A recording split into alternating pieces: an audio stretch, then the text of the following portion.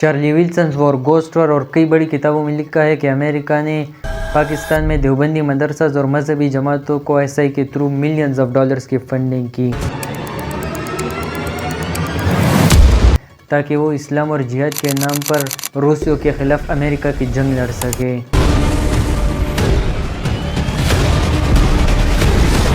مگر جن مجاہدین کو CIA نے بنایا تھا، پھر انہی مجاہدین نے Ahmed Rashid descent into chaos book میں لکھتا ہے کہ 2001 کے بعد امریکہ پاکستان اور افغانستان کو سٹیبلائز کر سکتا تھا، مگر اس نے عراق کو ہی انویڈ کر دیا۔ ڈائریکٹر اس بک میں اسٹیو کول لکھتے ہیں کہ امریکہ نے نارتھن الائنس کے مجاہدین کو سپورٹ کیا اور انہوں نے طالبان کو کچل کر رکھ دیا۔ مشرف اپنی کتاب ان دی لائن آف فائر میں لکھتے ہیں کہ امریکہ نے انہیں دھمکی دی تھی کہ ہم پاکستان پر بمباری کر کے اسے پتھر کے دور میں دھکیل دیں گے۔ ڈائریکٹر اس میں اسٹیو کول اور احمد راشد یہ بھی لکھتے ہیں کہ پاکستانی آرمی ڈبل گیم کھیل رہی تھی، وہ US سے پیسے بھی لے رہی تھی اور طالبان کو پناہ بھی دے رہی تھی۔ عمران خان یہاں پر پاکستان کو ایک مرسینری اسٹیٹ کہہ کر پکارتے ہیں جو کچھ ڈالرز کے لیے دوسروں کی جنگیں لڑتا ہے، جبکہ بے نظیر بھٹو نے اپنی کتاب میں ضیاء الحق کو واشنگٹن جنرل کہا ہے۔ ضیاء الحق صاحب نے اپنے اسلامائزیشن کے سلسلے میں اور امریکہ کے کہنے پہ اپنی خارجہ پالیسی کو صرف اور صرف انقلابی روس اور انقلابی افغانستان کی قوتوں کے خلاف استعمال کرنے کے لیے ان کے پاس ایک ہی اسلحہ ہے اور وہ ہے اسلام کا اسلحہ۔ افغانستان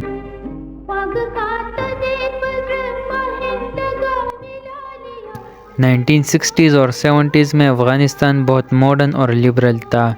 یہاں cinemas, universities, schools, western clothing اور ماڈرن لائف سٹائل تھا۔ عورتوں اور مائنورٹیز کو آزادی تھی۔ افغانستان اپنے ہی لوگوں کے لیے ایک جنت تھا، مگر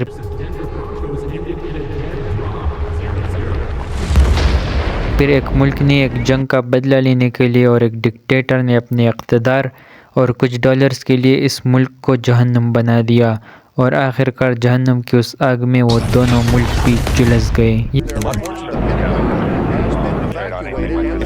تحریک طالبان پاکستان کے آتنکیوں نے اسکول پر حملہ کیا۔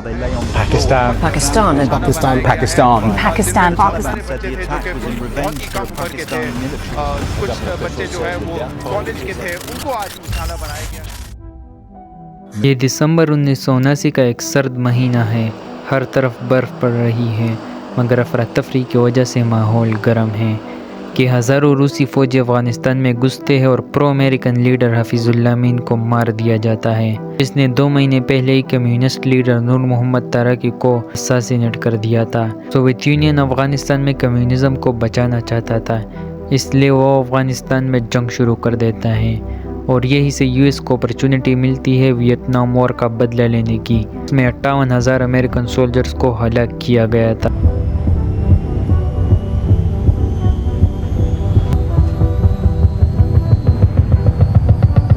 عام لوگوں کو تو یہی بتایا گیا تھا کہ یہ بس ایک جہاد ہے، مگر چارلی ولسن اور گوسٹ وار سمیت کئی بڑے کتابوں میں لکھا ہے کہ US نے ISI کے ساتھ مل کر مجاہدین کو فنڈنگ، ٹریننگ اور ویپنز دیے تھے۔ CIA نے ISI کے تھرو پاکستان میں مذہبی جماعتوں اور دیوبندی مدرسہ کو بھی ملینز آف ڈالرز فنڈ کیے تاکہ وہ جہاد اور اسلام کے نام پر سوویت یونین سے لڑ سکے۔ انہی مدرسہ سے وہ لوگ نکلتے ہیں جنہیں پھر امریکہ کی جنگ لڑنی تھی اور US کو سنگل ورلڈ سپر پاور بنانا تھا۔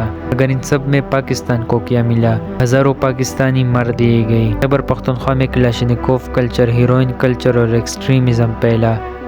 عمران خان اپنی کتاب میں یہاں پر پاکستان کو ایک مرسینری اسٹیٹ کہہ کر پکارتے ہیں جو بس چند ڈالروں کے لیے دوسروں کی جنگ لڑتا ہے، جبکہ بے نظیر بھٹو اپنی کتاب میں ضیاء الحق کو واشنگٹن جنرل کہہ کر پکارتی ہے۔ ولی خان اور باچا خان تو اسی وقت کہہ رہے تھے کہ یہ بس روس اور امریکہ کی جنگ ہے اور ہمیں استعمال کیا جا رہا ہے۔ اب جن لوگوں کو CIA نے ٹریننگ دی تھی ان میں سے ایک تھا سعودی کا young millionaire Osama bin Laden, جس نے بعد میں القاعدہ کو بنایا اور US پر ٹیرر اٹیکس کیے۔ 1990 میں صدام حسین کو کویت سے پیچھے ہٹانے کے لیے جب US نے عراق پر حملہ کیا اور سعودی میں بیسز بنائے تو اس سے اسامہ کو بہت غصہ آیا۔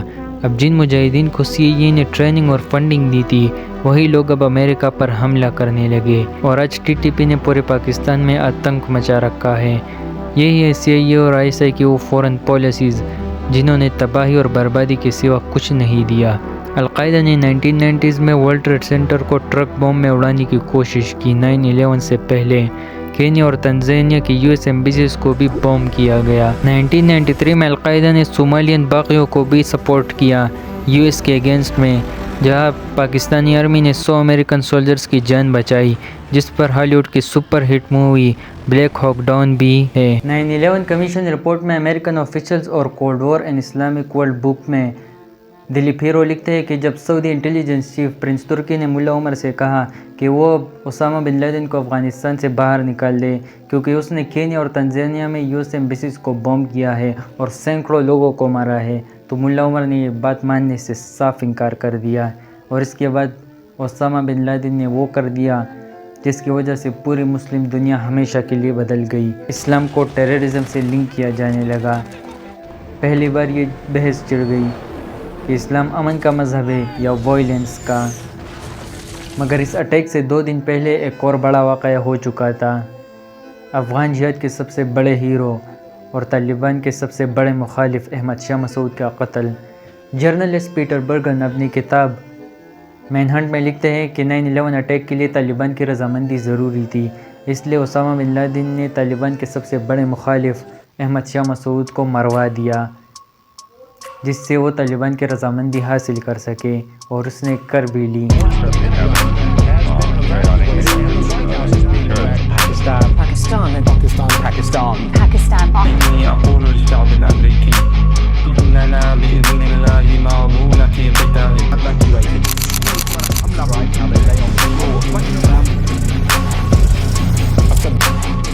یہ 11 ستمبر 2001 کا ایک عام سا دن تھا۔ صبح صبح لوگ اپنے کام پر جا رہے تھے اور پریزیڈنٹ جارج بش فلوریڈا کے ایک اسکول میں بچوں کے ساتھ تھے۔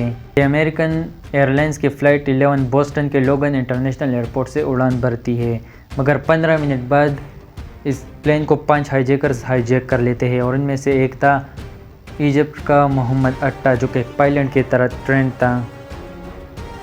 اس نے پلین کا کنٹرول لیا اور اسے سیدھے ورلڈ ٹریڈ سینٹر میں کریش کر دیا۔ جب پریزیڈنٹ جارج بش کو بتایا گیا تو انہیں یقین نہیں آیا۔ پریزیڈنٹ جارج بش کہتے ہیں کہ یہ کوئی حادثہ ہوگا، شاید پائلٹ کو ہارٹ اٹیک آیا ہوگا۔ Of the Pentagon.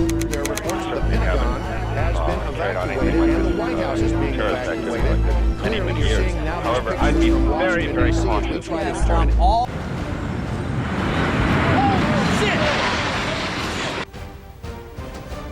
اور عام لوگ بھی اسے ایک ایکسیڈنٹ سمجھ رہے تھے، مگر بربادی اور قتل عام شروع ہو چکا تھا۔ یہ اسی سیم ایئرپورٹ سے ایک اور فلائٹ کو بھی ہائی جیک کر لیا جاتا ہے، اور اس کا بھی ہائی جیکرز کنٹرول لے کر ورلڈ ٹریڈ سینٹر کے ساؤتھن ٹاور میں کریش کر دیتے ہیں۔ پریزیڈنٹ جارج بش کو بتایا گیا A second plane hits the second tower. America is under attack. مگر وہ خاموش رہتے ہیں۔ اسی وجہ سے انہیں بعد میں کرٹیسائز بھی کیا جاتا ہے کہ انہوں نے فوراً ایکشن کیوں نہیں لیا۔ اسی میں ایک اور خبر آتی ہے کہ امریکن ایئر لائنز کی فلائٹ 77 اور یونائٹڈ ایئر لائنز کی فلائٹ 93 کو بھی ہائی جیک کر لیا گیا ہے۔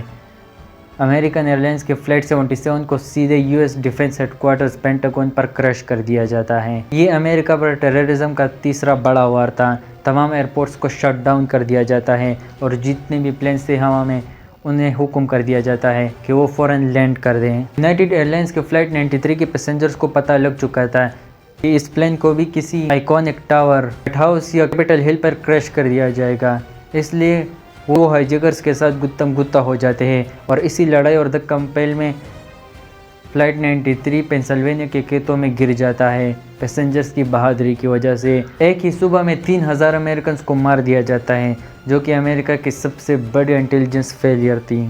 امریکہ کی FBI کی انویسٹیگیشن سے پتہ چلتا ہے کہ یہ 19 ہائی جیکرز القاعدہ سے تھے، انہیں القاعدہ نے ہی ٹریننگ دی تھی، مگر سعودی کے پرنس عبداللہ اور دوسرے لوگ اسے ماننے کو تیار نہیں تھے۔ مگر جب امریکن آفیشلز نے پرنس عبداللہ کو ثبوت دکھائے 9/11 اٹیک کے، تو ان کے پسینے چھوٹ گئے کیونکہ 19 میں سے 15 ہائی جیکر سعودی تھے۔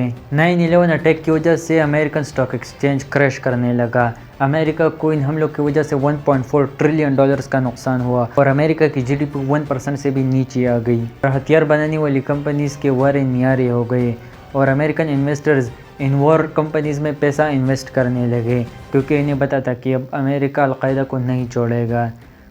President George Bush T V پر آتے اور پوری دنیا کے سامنے کہتے 9/11 ایک ٹیرر اٹیک تھا جو القاعدہ اور اسامہ بن لادن نے کیا تھا۔ وہ اسی لیڈر سے لے کر ایران کے سپریم لیڈر آیت اللہ خامنئی اور مکہ کے گرینڈ مفتی تک نے کہا کہ یہ حملے اسلام کے خلاف ہیں، مگر پوری دنیا میں اسلاموفوبیا بڑھنے لگا۔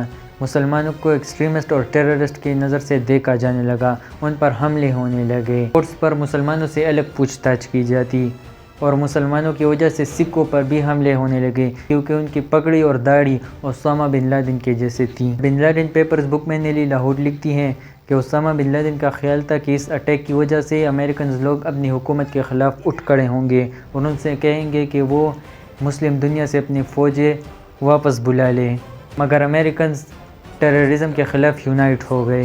یو ایس نے طالبان سے کہا کہ وہ اسامہ بن لادن کو ان کے حوالے کر دیں، مگر طالبان نے صاف صاف انکار کر دیا۔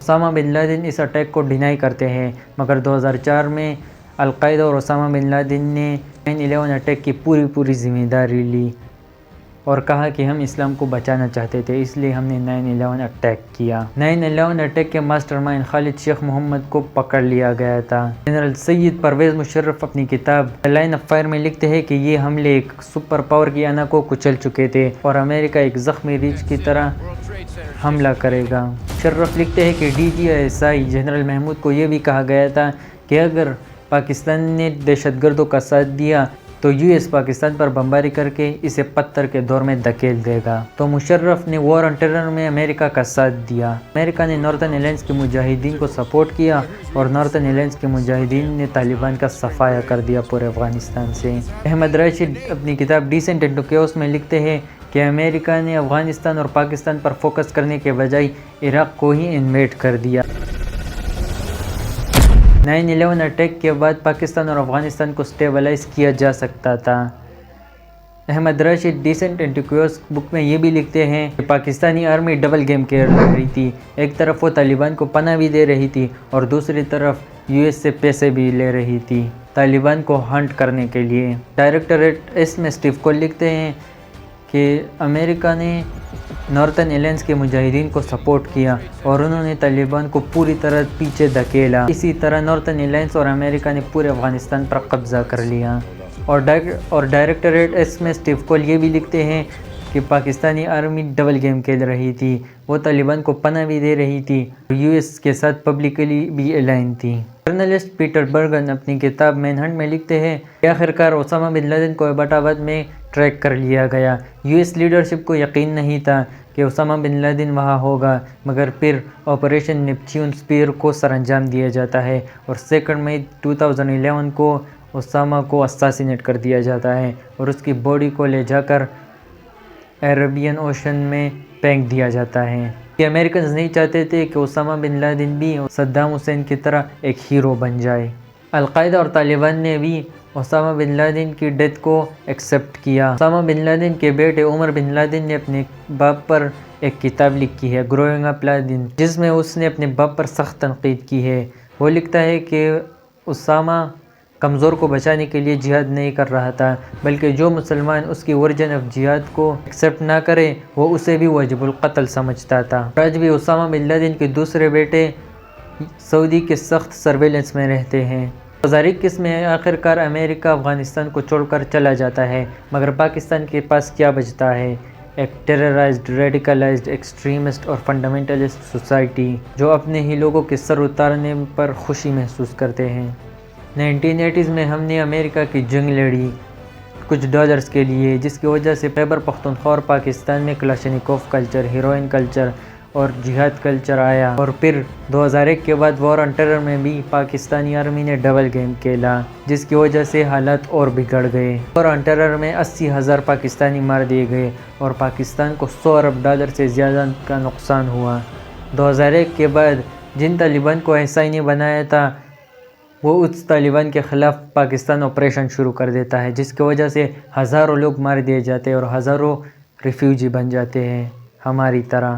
عمران خان اور بے نظیر بھٹو اپنی کتابوں میں ضیاء الحق اور مشرف کے رول کو بری طرح کرٹیسائز کرتے ہیں کہ انہوں نے کچھ ڈالرز کے لیے پاکستان کی سوورنٹی کو بیچا۔